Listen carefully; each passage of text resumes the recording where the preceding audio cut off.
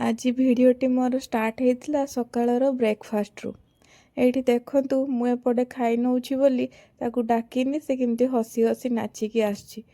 मोर मन अच्छी छोट बेले आमे खाई सारी भी जिते बड़े माँ खाऊ थाए ता पाखरु दी थर न खाइले जमती मन बुझेनी एबे सिमती मो झील ताकू खुआई सारी आमे जिते बड़े खाऊथिबा से आसिकी आम सह बसिबा। खाए तो कम खाए तो नहीं बस खाइब तले फिंगिब।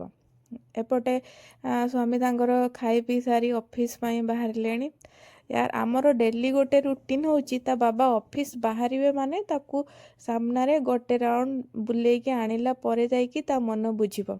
नहले देखुना सी एपटे गाड़ी काढ़ा भितर किमती निजे जाई गाड़ी रे बसिकी तांकू नहीं व्यस्त कर सारे बुलिया जीव बोली।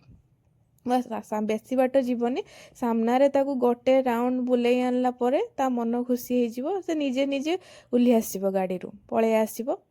तो एपटे स्वामी तांकर ताकू नेकी सामने एपटे पछपटे गोटे राउंड ताकू बुलेकी आनिला परे ता बस ता मन बुझिला। एपटे ता बाबा ये ऑफिस पाई बाहरिले तांकू बाय बाय करुच्ची। तो जदि आपण मानकू मो भिडियोटी भल लगे तो प्लीज भिडियोटी को लाइक शेयर एंड सब्सक्राइब करदेबे।